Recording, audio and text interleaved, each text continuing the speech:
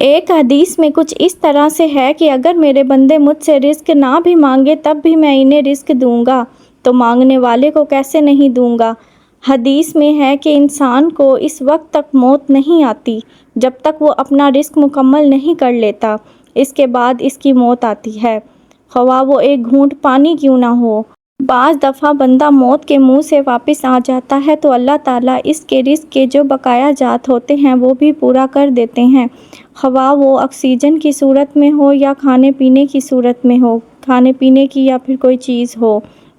اللہ تعالیٰ کی ذات رزاق ہے، وہ پانی میں مچھلیوں کو، فضا میں پرندوں کو اور زمین میں سینکڑوں مخلوقات اور حشرات کو رزق دیتا ہے، پتھر میں کیڑے کو بھی رزق دیتا ہے، سب کو اپنا اپنا رزق پہنچاتا ہے۔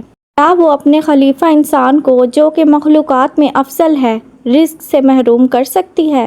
اللہ تعالیٰ کی رزاقیت اور جس قدر یقین ہوگا زندگی پرسکون ہوگی اور بندہ ہر معاملہ میں مناسب تدبیر، دعا اور مسبب الاسباب پر نظر رکھے گا۔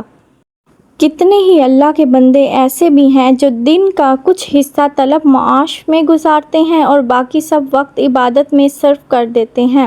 بندہ کثرت کے چکروں میں برکت سے محروم ہو جاتا ہے۔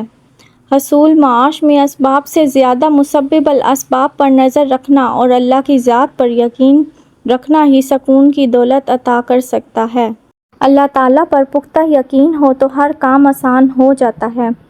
اللہ تعالیٰ فرماتے ہیں کہ میرا بندہ مجھ پر یقین رکھے اور میں اسے عطا کروں، ورنہ مزید در مزید کے چکروں میں بندہ نہ دنیا کی راحت حاصل کر سکتا ہے اور نہ اپنی قبر و حشر کو تابندہ بنا سکتا ہے۔ بعض دفعہ بندہ اپنے اعمال ہی کی وجہ سے رب تعالیٰ کو ناراض کر کے اپنے اوپر رزق کے دروازے بند کر لیتا ہے، مثلاً حلال روزگار میں گناہوں کی آمیزش کر کے خود کو برکت سے محروم کر لیتا ہے۔ بری صحبت میں اور برے کاموں میں لگ جانا، حرام رزق کمانا، یہ سب چیزیں اللہ تعالیٰ کو ہم سے بہت دور کر دیتی ہیں۔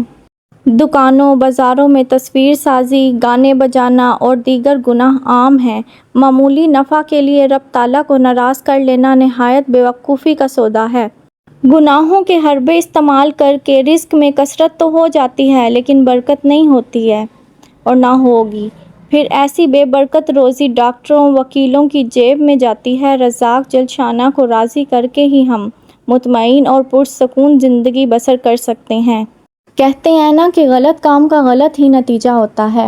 غلط طریقے سے رزق کمانا زندگی میں سکون نہیں لاتا، بدسکونی کا باعث بنتا ہے، بیماری کا باعث بنتا ہے، ڈپریشن کا باعث بنتا ہے، زندگی بے چین رہتی ہے، سکون ختم ہو جاتا ہے۔ حرام کے 1000 سے حلال کا 100 بہت بہتر ہے، اس 100 میں اللہ تعالیٰ برکت بھی ڈال دیتے ہیں۔